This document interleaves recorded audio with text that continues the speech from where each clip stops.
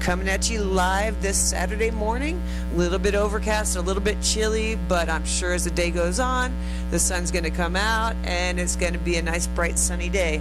Keeping my fingers crossed. This is being optimistic. I would like to thank Roger Guerra, the owner of this radio station, for permitting us to be on the air today, as well as Zuleika for helping us with the engineering part of the show. She does a great job over there. And ¿y quién está, David? Veronica. Thank you so much, Veronica, for helping us out with the signal today, and we hope that you enjoy the show. Today on the show, I have Priscilla Raquel. Hello. Good morning. How are you doing today? I am doing really good. Priscilla is from the ACCB Boquete. Yes. You're the PR. Yes, I am the PR person. I'm kind of this person that kind of just said, hey, like, I really, really want to do something. So whatever tools you give me to do something, that I'm going to do. So. And I think you're the perfect person for this job because you're so outgoing, you're so personable, you're very knowledgeable about what you're doing, and you're very enthusiastic as well. Yes. And I think the biggest thing, is finding a way to use the fact that I am an expat but also Chiricana to kind of like see how we can talk about. I think we've been talking a little bit these past few days or weeks since coming on the show last time, is just kind of finding this way to bridge a lot of information, and so seeing the gap that's in foundations is you have the advantage. You have both sides. Yes. You can talk to the expat community and you can talk to the local community. Yes. Your family is from, or at least your dad is from. So my dad is from Puerto Armuelles. So my dad was born on a banana plantation in Puerto. My grandpa was gerente del muelle in Puerto, and my grandma worked in the banana thing. And so then my mom is from Bugaba, como El Porvenir, and behind La Feria de la Candelaria, for those that may recognize. Know the area. Yeah. But then she went to school to be a teacher, and then she did all Did she have to go all the way to Santiago? Yes. Yes. Because that's the only place that you could study teaching. Yeah, so she went all the way to Santiago, and then she became the principal of the school in Paso Ancho on the Volcan side. And so she did that until she immigrated into the U.S., and then the principal that stayed after her was one of her best friends. And she still knows people over there. She's still known as Maestra Mati. So she'll she still keeps in contact with a lot of her former students. And she goes over there and spends time. Anytime she comes here, she spends time over there. So how cool is that? So she's permanently in the States now. Yes, they're permanently in the States. Yes. And you were born in the States? Yes, I was born and raised in Kansas, Junction City, Kansas. Like, I can't be more whatever than that. So I was born and raised in Junction City, Kansas. My parents really did a good job of trying to bring me back to Panama like every 2 years. Like, they would try to really I spoke Spanish in the home. My parents were also really big on making sure that I understood my roots. Like, they would take me like washing clothes in the river. They would that's the one way that you're going to learn what they had to do when they were growing up. Absolutely. And it was a lot of culture shock for me. Like, I remember one of the things I was actually telling someone yesterday, talking about the whole arroz con tuna situation. But for me, I remember going and playing with my grandma's chickens in Manchuela, because that's where her house was at. And then all of a sudden I see them like ringing the chicken, and they're like cooking, and then they're like, eat the chicken. I'm and like, you said no, there's no way. And my dad spanked me because my dad was like, there's no way, like, you're gonna turn away your grandma's food, like, they're gonna think that we're stuck up. And like, he really got on me, and I really didn't understand the cultural impact of what I was doing. And so, like, you were little. I was little, but that had to have been traumatic. It was horrible. But they should have prepared you a little bit. Yeah, no, they didn't. Like, so yeah, it wasn't until 2017, when my grandma was in the hospital here and I came back to visit, that I actually had gallina de patio. And you didn't even ever eat it that day. I was so I didn't eat it that day, but yeah. And for these people, that is almost like a personal offense. Absolutely. And so, I mean, I didn't realize that at the time. No, you wouldn't. Yeah, and I think coming back, that's kind of been the underlying theme of what I'm trying, because I look like I should understand so much. Like, I really look, I mean, I'm 100% Chiricana by blood, but everything that goes on here is Kansas. And so I've been really working hard to try to figure a couple of weeks or your summer vacation here wasn't quite the same thing as growing up here. Absolutely. And then my mom's family, I mean, some of them were pretty well off. So my version of Panama was very different. You know, there wasn't, you know, and then my parents obviously understanding that I didn't, like, I mean, I remember growing up when I was really little, like, they would boil my water so that I would take a warm bath. Like, there was a lot of stuff that I really, I didn't. You didn't do the cold showers. Yeah, I didn't do any of that. So, like, there's a lot of the stuff that happens that I really quite didn't fully understand, you know, so. Well, up here in the mountains, it's a little bit different taking a cold bath than down in David or in Panama City. Yes. I mean, those are a little bit chilly down in David and Panama City, but it's nothing like running out of hot water up here. Absolutely. I'm sorry, I've never gotten used to it. I've tried.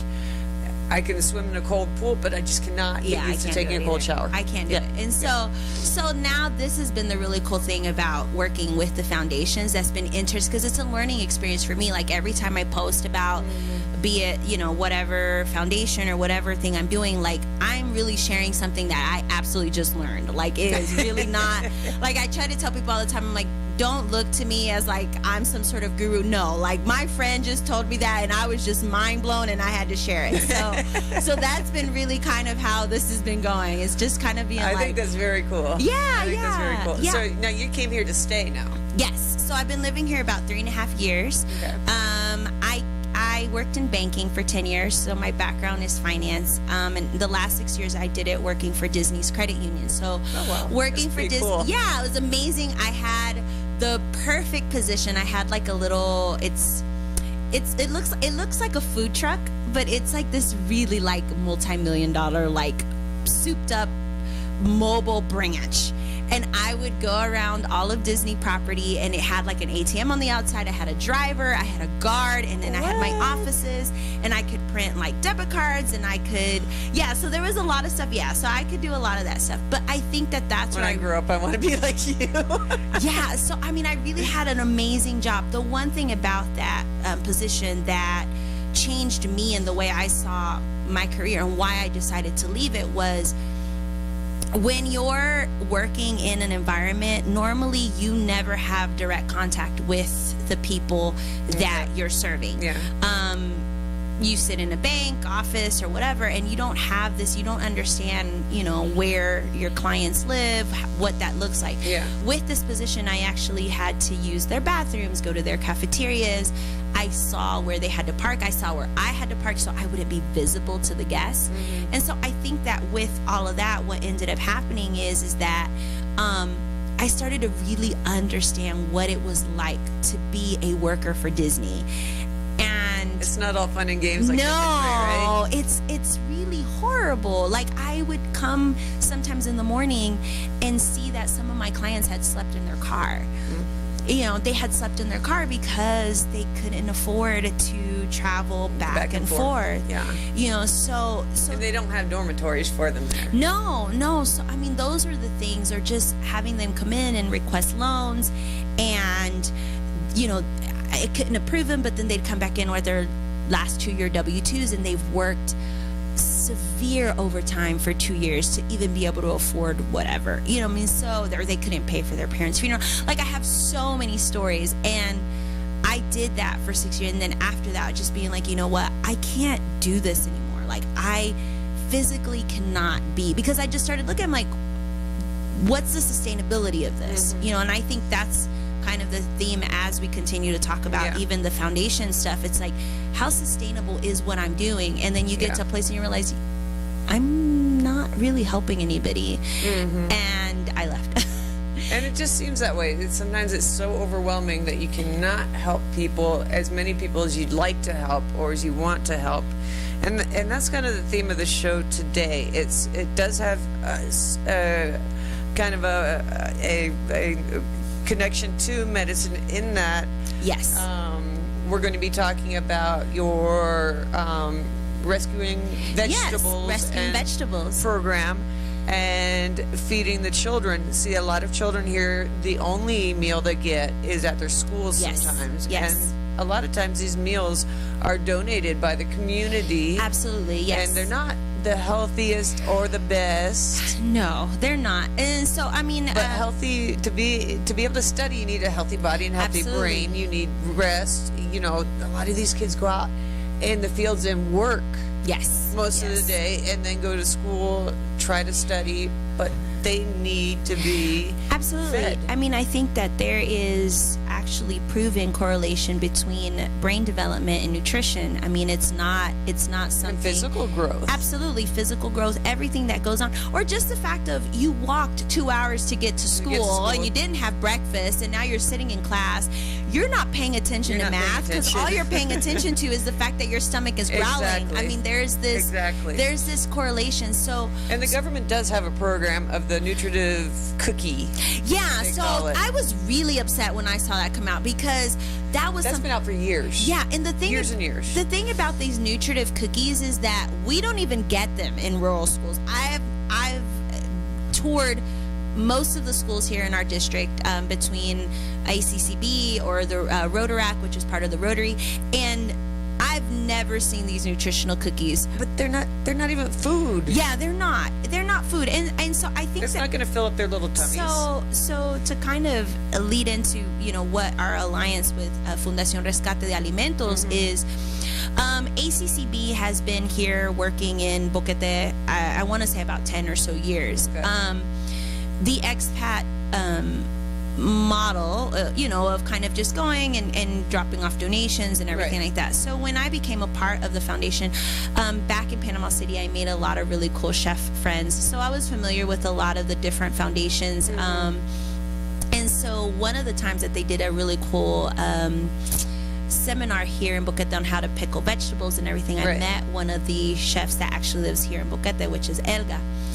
And so with ACCB, people reach out to us to say, hey, we need donations or whatever. So that's how I became aware of the school in Alto Jaramillo.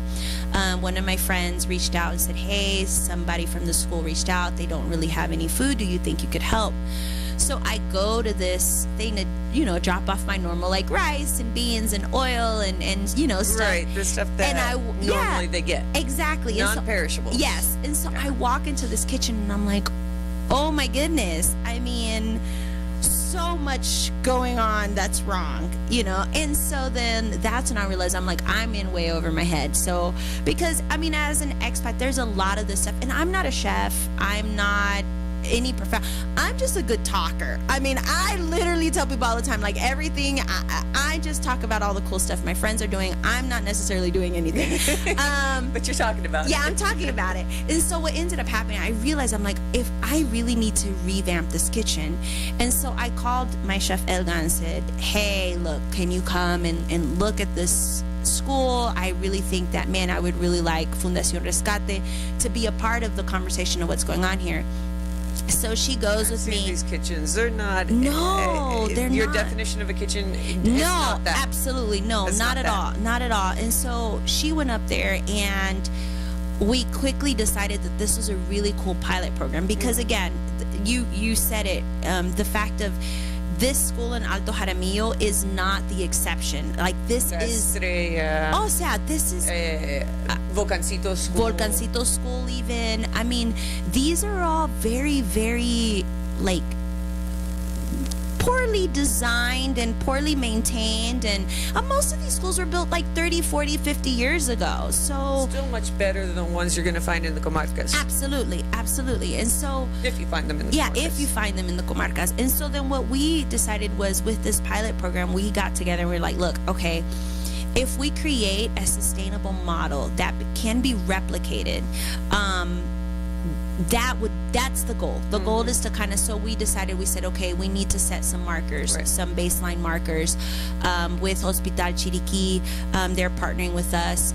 We had a meeting with the parents and we said, hey, if you're okay, we would like to do some blood work on the kids, kind of see where they're at. Height, weight, absolutely. Yeah. Height and weight. Proteins. Everything. Yeah. Because the idea for all of this is to really document, which is something that I think that has been missing, because I think what ends up happening, I used to get really mad at some of the bigger programs that have come through Boquete, and then you realize it's like when you're wanting to get this really huge investment, you need to make your project look really big. Yeah. So it's like we're helping 20 schools and we're going to get multi-millions and blah, blah, blah.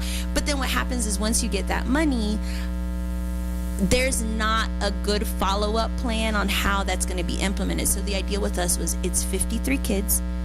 It's a small school. We know that there's needs everywhere, but we're going to focus on this because if we create a model, we can actually replicate it. With that, we also decided we need Which is what you have to do. And that's what the Rotary Club tends to do. They tend to do smaller projects and then build out. Absolutely. You have to, because there's a lot of things that you find along the way that's not sustainable, or you figure, okay, I have to tweak this because it's just not going to work. Absolutely. I mean, I've got tons and tons of veggies being delivered, but there's nowhere to store them, and they're just going to go bad. That actually happened. The rats are going to eat them. That actually happened with chicken. We go to the school, their freezer was broken, and they were going to get a donation of 40 pounds of chicken.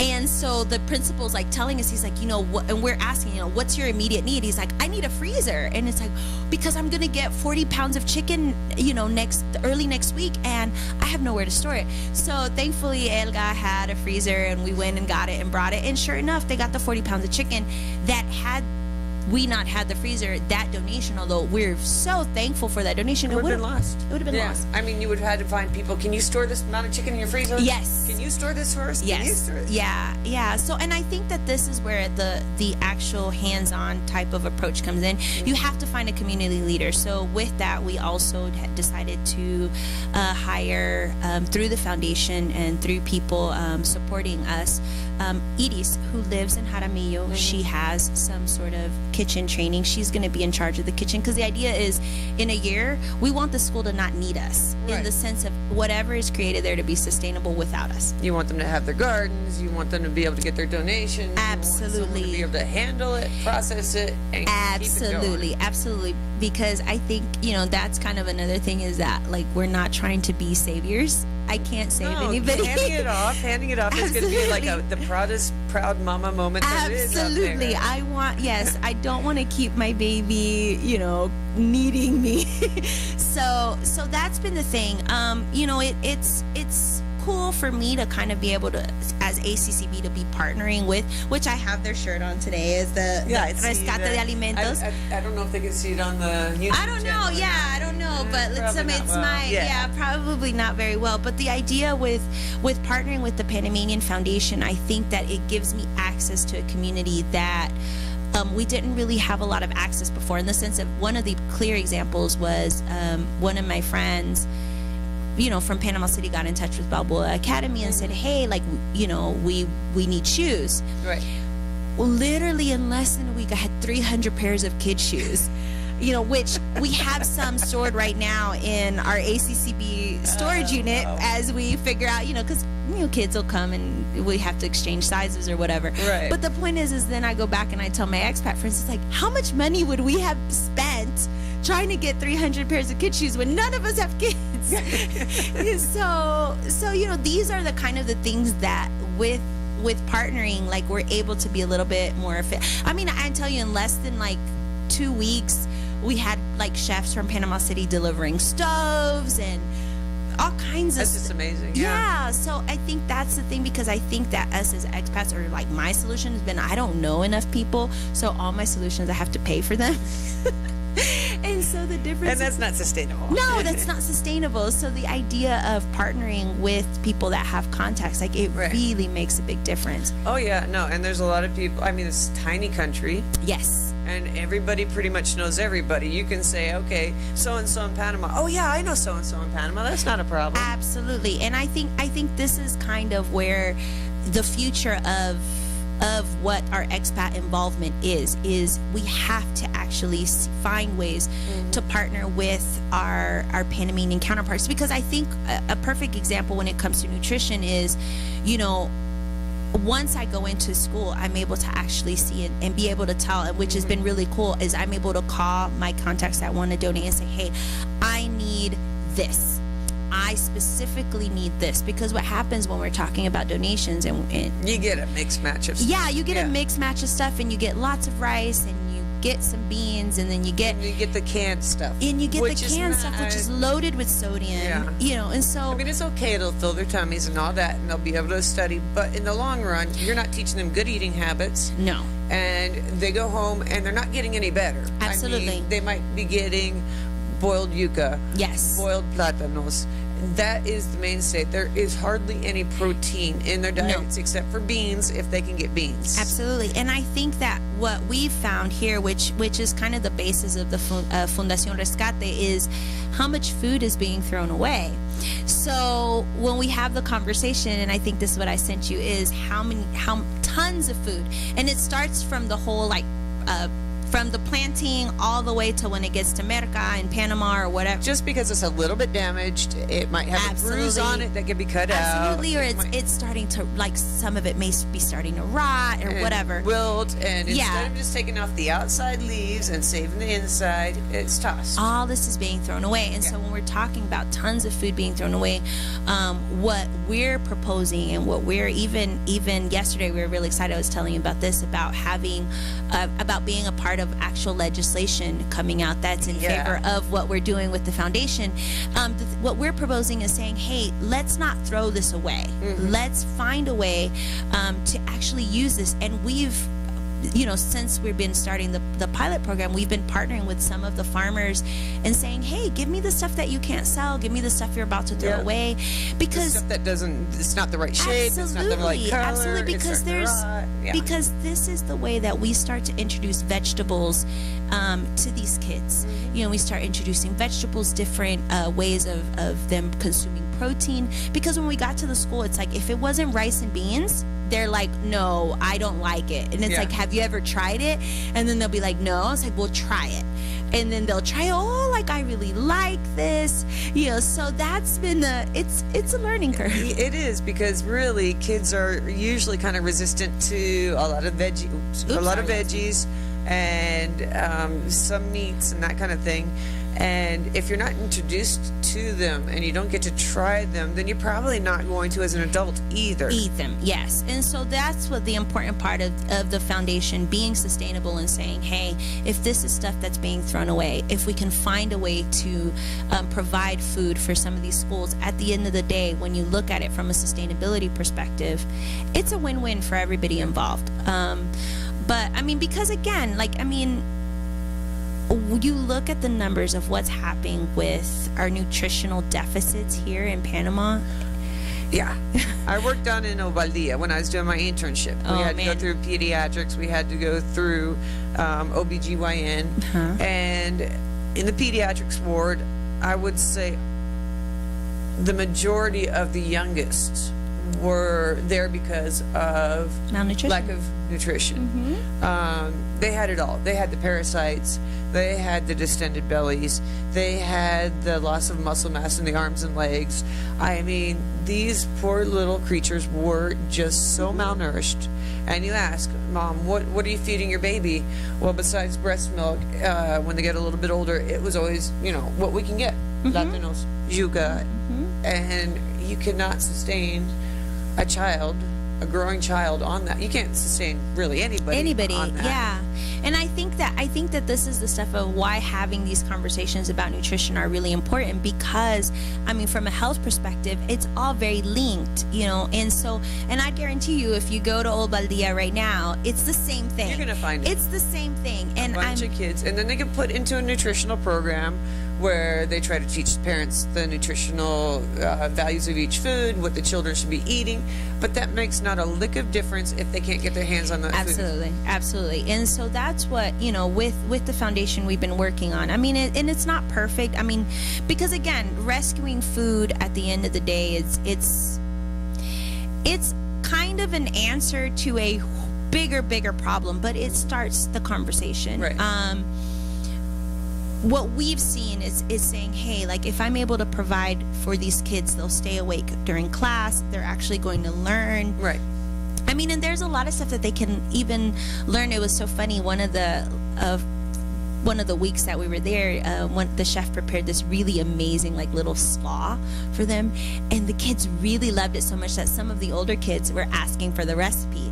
And so then when she went in the classroom and she wrote the recipe on the board and she started explaining measurements to them and all the ingredients. That's all part of the learning process. And it's part of the learning process. Not just the fun of eating it or being able to make it or bring the recipe home, but you're learning measurements, you're learning numbers, you're learning. Absolutely. Yeah. So there's this educational piece that comes with all of this, which is really cool. And I think, again, pushing the narrative of us partnering with Panamanians allows for us to really do that, because when you talk about nutrition and you talk about all of these things that could be really complex, like, so many things can be really lost in translation. And then also some things about nutrition, like, I can't go there and say, hey, the most nutritional thing for you to eat is hummus and moringa and I'm gonna feed you rabbit, and because that's sustainable and they've never had any of this before. Right. Like, there's a lot of this stuff that also in the wider conversation is saying it has to be very culturally tied. Like, it can't be so,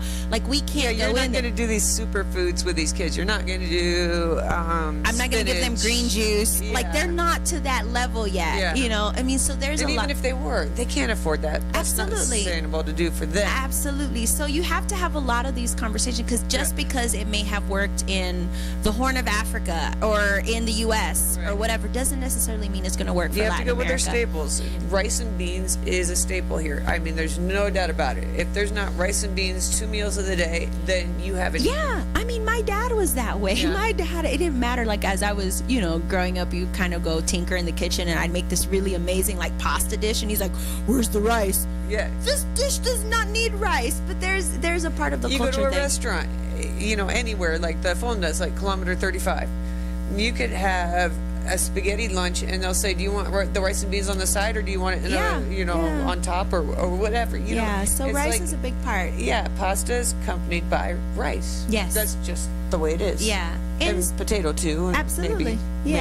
And I think that we also have to have the conversation when it comes to nutrition of the Panamanian fritanga diet is also not, it's not the best. And then they wonder why they have triglycerides in 1,000 and their blood is coming out completely white because.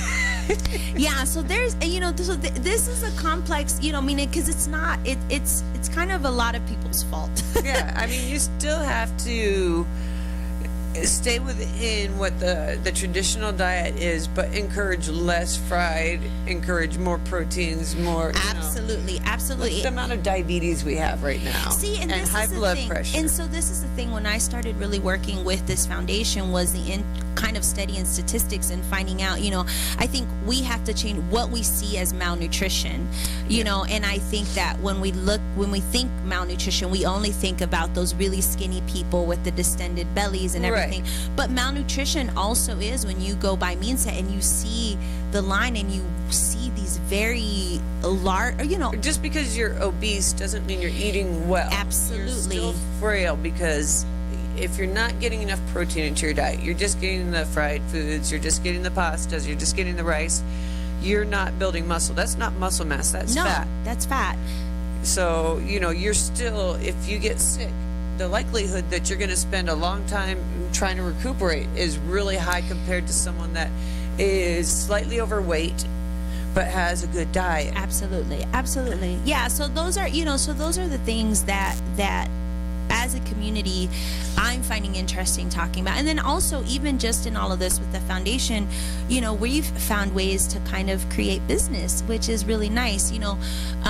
We did a seminar a couple weeks ago in Los Abanicos in David, and and we were teaching the ladies how to process flor de plátano, to kind of, because it's super healthy. They can process it, which means they have to boil it twice and all this stuff and dry it out. But then there's a lot of vegan restaurant chefs that don't have the time to process this, that actually are really interested in purchasing this. Sell it. Absolutely. Already processed. That gives them a job. That gives them an income. Absolutely. And it serves the community, because there's a lot of people that want their vegan food.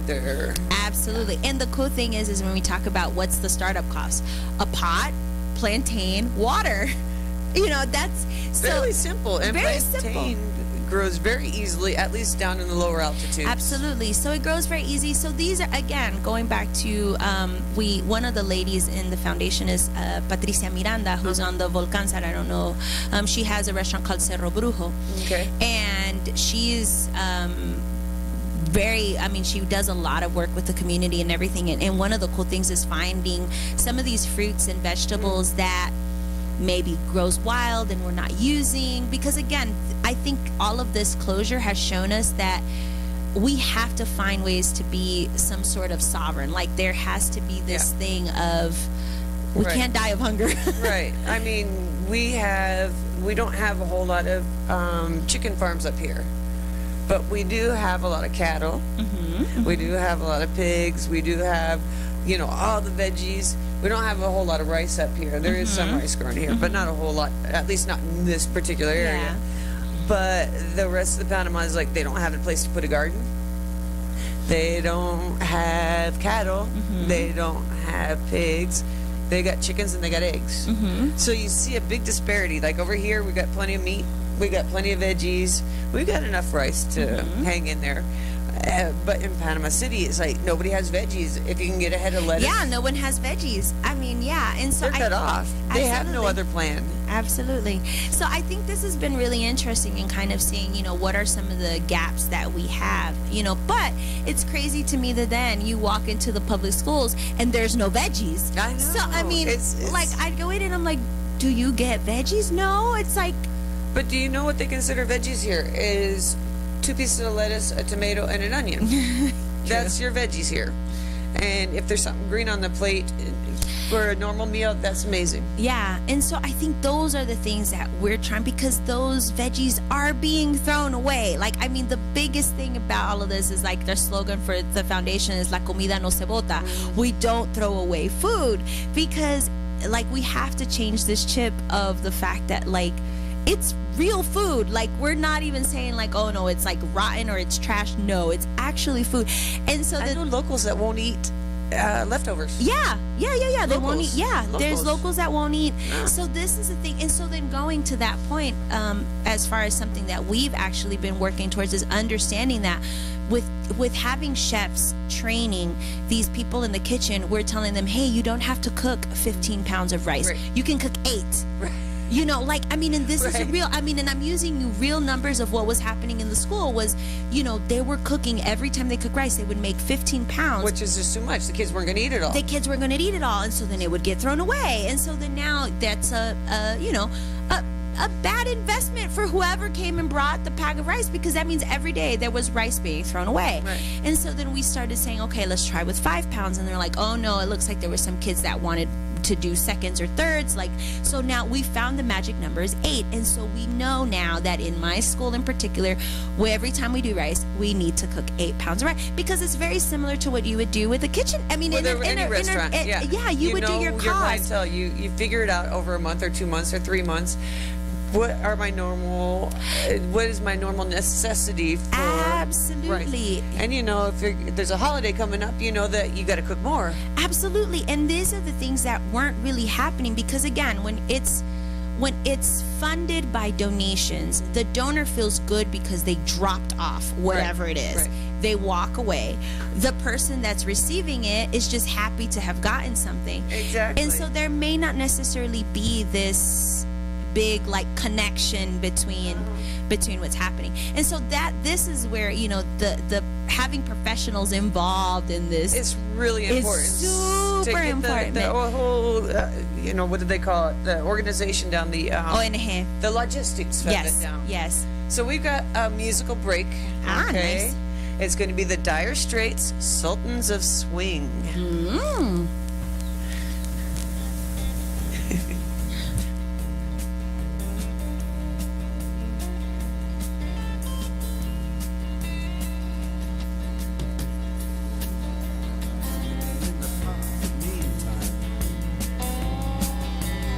Sound of the river, you stop and you hold everything.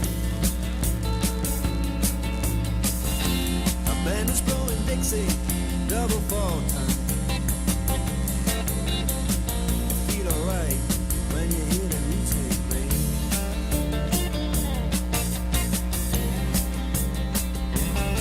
And now you step inside, but you don't see too many faces. Coming in out of the rain, they hear the jazz go down. Competition in other places, but the horns, they blowing that sound. Way on down south, way on down south, London town.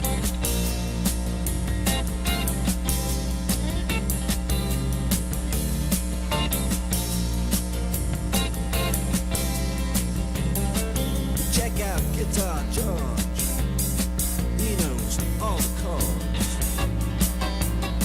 But it's strictly rhythm, he doesn't wanna make it cry or sing. If any no guitar is all he can afford, when he gets up under the lights to play his thing.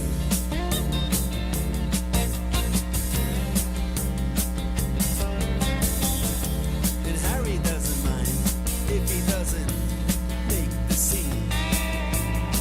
He's got a daytime job, he's doing alright. He can play the honky-tonk like anything, saving it up Friday night with the Sultans, with the Sultans of Swing.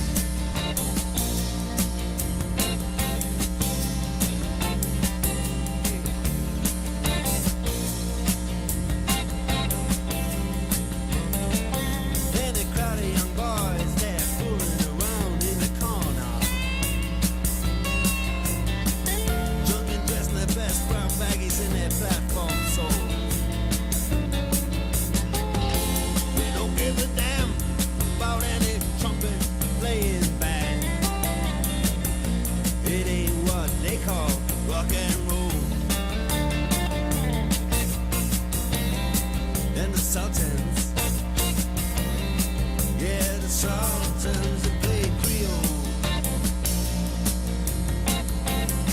Creole.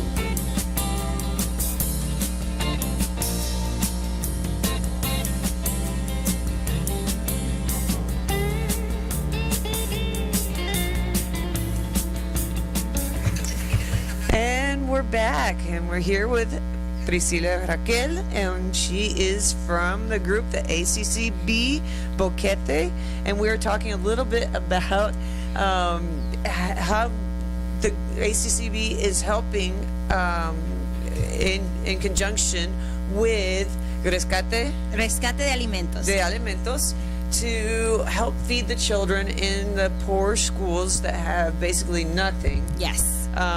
So that they at least get one good meal a day. Absolutely, absolutely.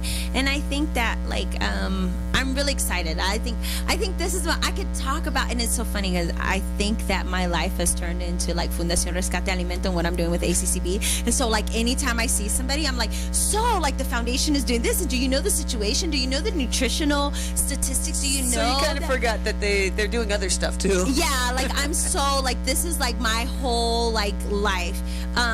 And I think yeah, so it's super interesting. And then sometimes I just like say, you know, Priscilla, probably people are like, please shut up about all of this. But this is like your baby. This is your absolutely thing. my baby. Yeah. I guess as the Gringa Foodie, you know, that started as just like doing events and stuff here and there. Now being part of the conversation, because to me, and I think I wrote about what I wrote on Facebook, it's crazy to me that like the tale of two cities happening so close together. I mean, we go out and you spend however much you spend at like Triscalini or the butcher or whatever, even in my restaurant Nodri, and then literally like not even 20 minutes away there's someone that's like dying of hunger, and it could be your neighbor for all you know. And it could be your neighbor for all you know. And so I think like this is a very important conversation that as we talk about kind of saying, hey, like this is what's really happened. And statistically, like this is not something that, and this is why we're really excited about partnering with Hospital Chiriquí to really have a baseline, because I think that once we have that, I would love to come and say, hey, these are the numbers of things that we found. This is what. So do they have a nutritionist that's working with you? Yes. So the idea is for there to be a nutritionist from the team, and again, because of the Panamanian connections, getting all of that. So there's a nutritionist. Hospital Chiriquí is going to help us with all of the lab work and everything like that.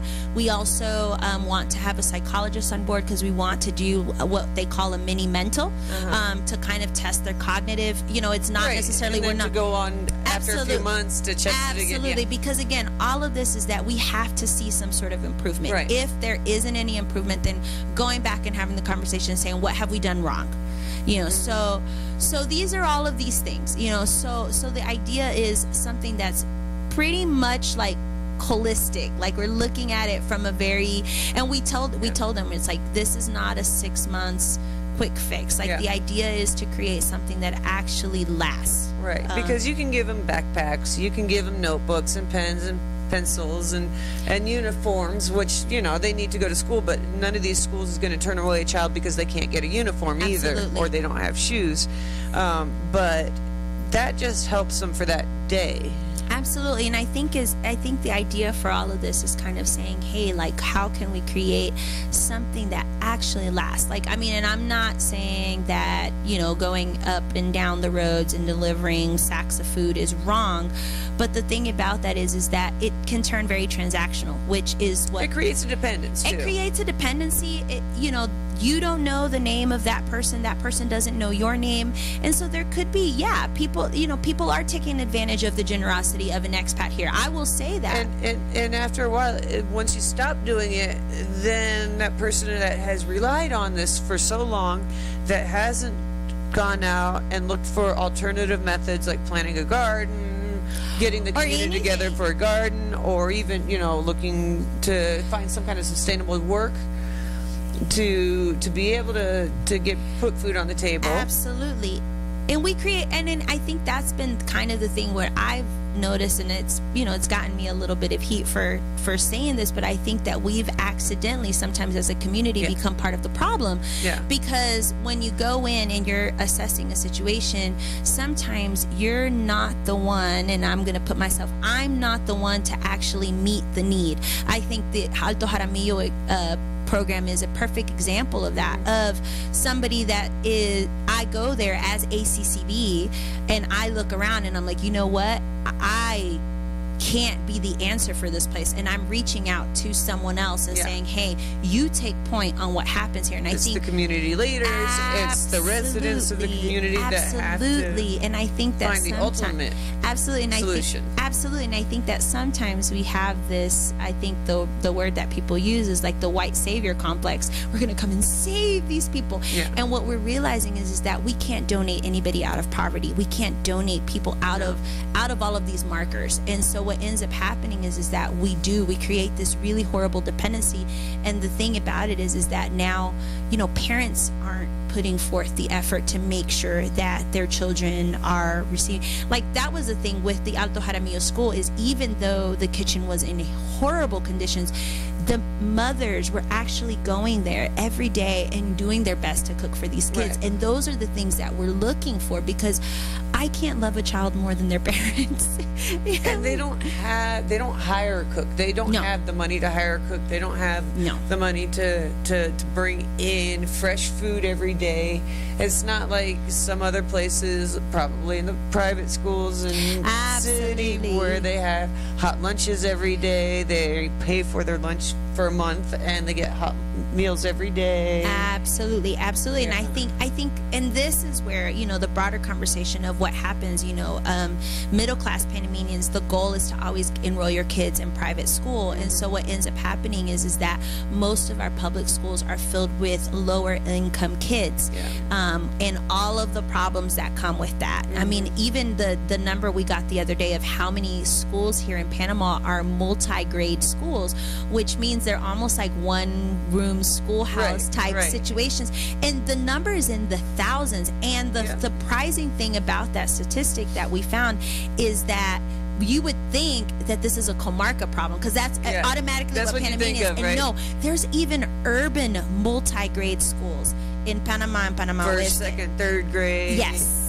They one teacher teaching three or four things. And so then some people will tell me, because when I was telling this to people, they're like, oh well, but then they can get online and all this stuff. And I'm going to tell you, my school in Alto Jaramillo doesn't even have internet. Okay, they don't have signal, and they might have a cell phone that's several generations old with really low memory, and they try to get on there and get their classes. Good luck. And so then again, and then again, this opens up, and that's what I'm saying, this conversation of nutrition opens up a big can of worms, which is a whole socioeconomic absolutely, but it's not just the food. Absolutely. And it starts with education. I mean, I think the times now that I've been able to kind of go up to the Alto Jaramillo school, I mean, I try to go up there almost every day, and you become attached, and you kind of start to really understand what is happening with these kids.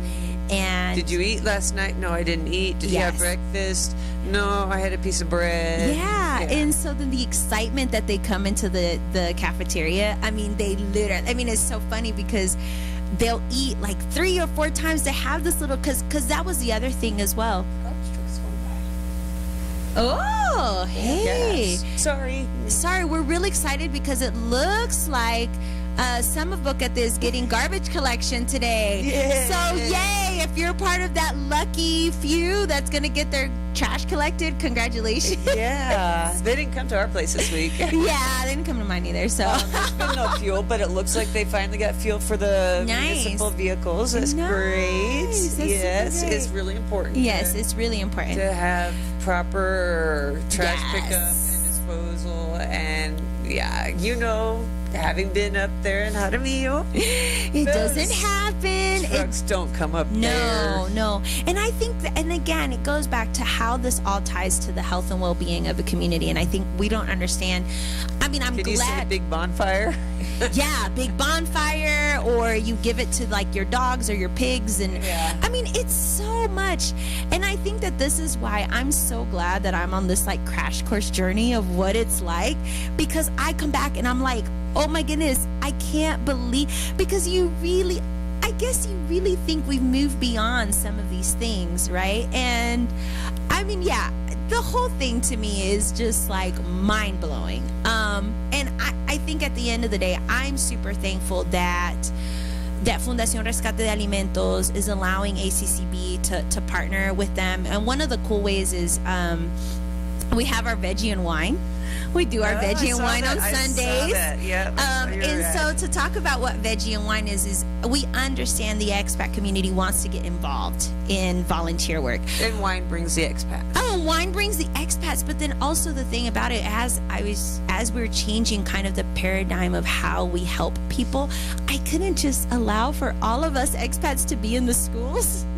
So like there's a lot of stuff with that. I don't have an efficient way right now to background check people, and there's you just can't, there's not enough room either. No, there's not enough room, But the background check is important with everything that's going on. Exactly. There's a lot of stuff. And so then as the farms start the strange people. No, the schools don't like. Exactly.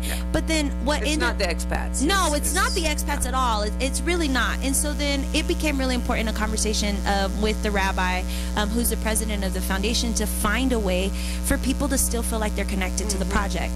And what a fun way to do it. What a fun way to do it. And then what ends up happening is that the farms start giving us way more food that then I can't take it up to the school and say, hey, process all of these vegetables, don't have the also time. cook the They're all meals. volunteers too. Yeah, no, exactly. So then the idea, that's where Veggie and Wine was born. So like the idea was like, hey, how do I have the expats be a part of this and actually like, let's see what happens. And so Right. we've been able to actually produce like pounds and pounds of food. And what do you do with it after it's all cut up? So what we do when it's all cut up, we'll freeze it or refrigerate it. And normally we were taking it up to the schools, but for now, because of everything that's going on, Right. we're actually taking it to The strike. orphanages. Yeah, we're taking it to That's orphanages. another one. The orphanages make sure the children get fed too. These are Absolutely. not necessarily children without parents. These Yes. are children with parents that cannot always Afford, feed them yes. and give them medical care, so they drop them. They take them. They have a file at the orphanage, and the orphanage takes them, Exactly. gets them back healthy again, and then the family probably picks them up again. They don't normally stay there forever and ever and ever. Absolutely, yeah. So the thing about it is when this situation, because again, connections with working with Panamanians, some of the ladies that are involved with the foundations in David said, hey, we're really needing some food for these orphanages. And so then that's... We have one right up here, SOS. Yes, exactly. So this has now become where we're sending this food to. Yeah. So we're sending all the processed vegetables. We got tons of tomatoes. So then we made tomato sauce. So the chef Alexander, and we actually did it. Spaghetti, a favorite of Yeah, kids. so Yeah. we made some in spaghetti, and then we made some more in like a salsa criolla, which would be more of just a sauce for these, Right, for for them to your use for whatever, pollo guisado, guisados, yeah, exactly. yeah. And then Your because we guisos. were afraid of losing gas, we actually did it over leña. Yeah. So our fire pit turned into a quasi like, It's delicious. it's amazing, Yeah. amazing. That So, smoky flavor that it gives. oh man, so that's Horrible what, for your lungs. yeah, horrible. Like, I mean, it was really bad. Like last weekend was really, I mean, Yeah. pots and pots and pots of tomato. But that's what we all delivered. Last Monday, we took everything down to David and delivered it there.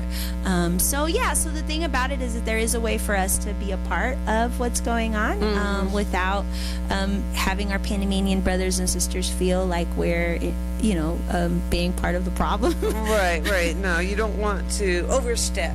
Yes, and it's really easy to do. I mean, I find it, You even think they love you because you're providing all this stuff, but they almost feel like, okay, you're making it seem like we can't take care of our own. Yeah, and there's this big thing of like we have a really Pride. bad habit of Pride. saying what you should be doing is this or what worked.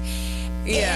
And you should say, maybe you could try it this Yeah, way instead of there's saying, a- do this, do that, because it worked here. yeah, so there's Here is not there. Yeah, here is not there and there is not here. And so that's where I've been really working hard to kind of really be sensitive to hearing what my Panamanian friends are saying, because what I have found is that a lot of them are very, very well informed of what's happening here. Like yeah. it's not, so some of the stuff hasn't been, News, yeah. community, that is what people do here. Absolutely. And so then I think as expats, we come in and we're like, oh my goodness, like, let me do this because it's never been thought of before. And then you actually kind of get involved and be like, no, like there was a reason why Panamanians weren't doing it. And there's those conversations that are Right, happening. exactly. Yeah. So, No, you can't make anybody feel like they're inferior and Absolutely. they don't know how to, do it on their own. But at the same time, you want to be a helpful neighbor. absolutely. So this Veggie and Wine is our way of being that helpful neighbor. People have a lot of fun.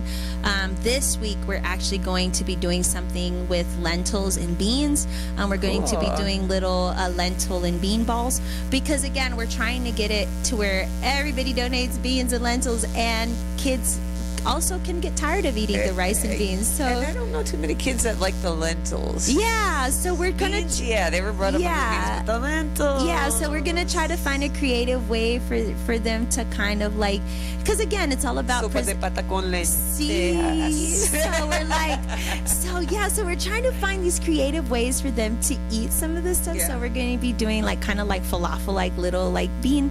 Well, these guys are used to, these kids, I shouldn't say these guys, these kids usually are eating canned tuna. Yes. They're eating sardines in a can. Yes. and that is the protein, which is actually pretty good protein. It's not necessarily bad, yeah. And so but it is full of salt. yes. And so we're working with the chefs to kind of create some creative menus to kind of the biggest thing is introducing them to textures and flavors and things. So because then you tell them you're going to eat this today, and they're like, that is not what I eat. Okay, so funny story about that, and I know we're running out of time. Yeah, but we got about a few minutes left. yeah, one of the first times we went to the school, we actually have a partnership with Kentucky Fried Chicken here in Panama. Right. Where they donate fried chicken to us because if it doesn't fit their size standards or whatever, they were throwing it away. Wow, really? Yeah. So we get not exactly the healthiest, but it's food. No, it's food. And so that again, we're like, it's not exactly the healthiest, but it's food. And so we served it one of the days at the school. Oh, they must have. No. So get They this. didn't like it?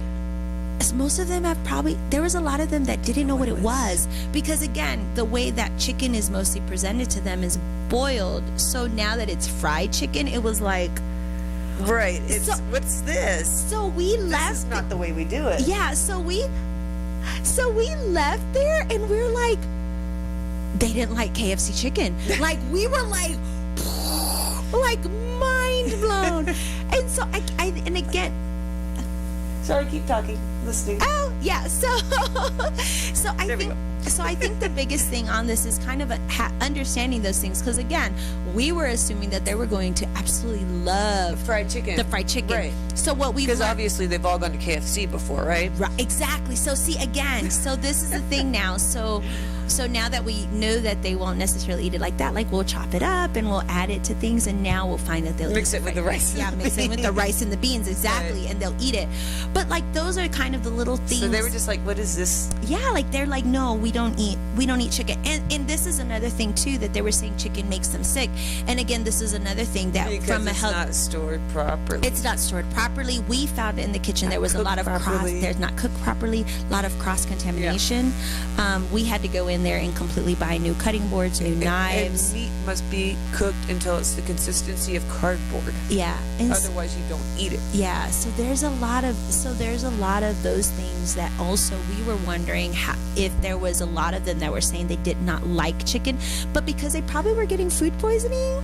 I'm sure. I mean, there are the diarrhea outbreaks in the community Absolutely. are huge, and they're coming back bacterial, and you're like, okay, what's going on here? Because usually it's parasitic, but you see that the kids went back to school and all of a sudden they're getting diarrhea. You're like, there's got to be a link around here somewhere. Yeah, so it's the cross contamination, I can tell you. And so this is the bigger thing not is washing well because they don't have good facilities to wash up their utensils.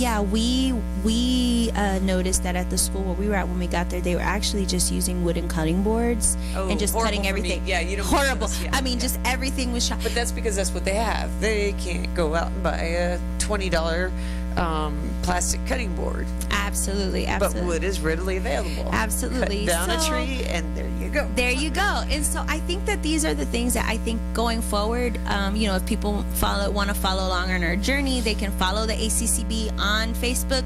I try to post a lot about what we're doing.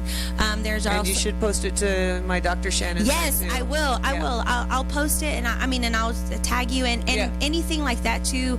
And I'll repost it myself. Yeah, and that way there's an update. Absolutely, and we're always looking for professionals that want to be on board as well. And so the thing about it is, when schools are up there, taking up there, and even helping us with understanding some of the stuff that's going on. Right.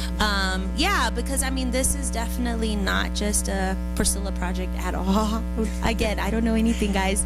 Yeah, but keep us informed, keep us in the loop here.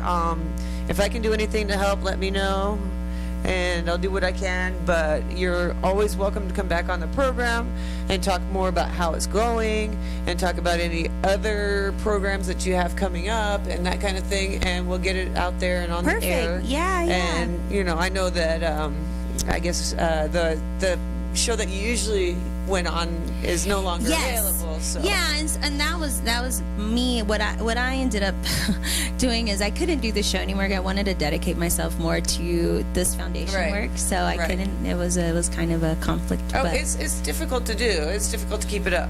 Yeah. Yeah, yeah. And if you have to tell me what to pick between what I'm doing now, I pick we know now. what you're going to pick. We know. So I'd like to thank all of my guests for listening in today. We have been talking to, Priscilla Raquel. Sorry about that. I know your name. I really do. And I would like to thank all the listeners. This has been Talking with Your Doctor with Dr. Shannon Tour. I hope you enjoyed the show today, and we will be back with you next Saturday at 10 a.m. See you then. Have a great weekend. Woo-hoo. I like these. How did I blink on your name? I love it. I'm like, I'm here with, wait, who am I with? Be like, I'm not sure. Let's see.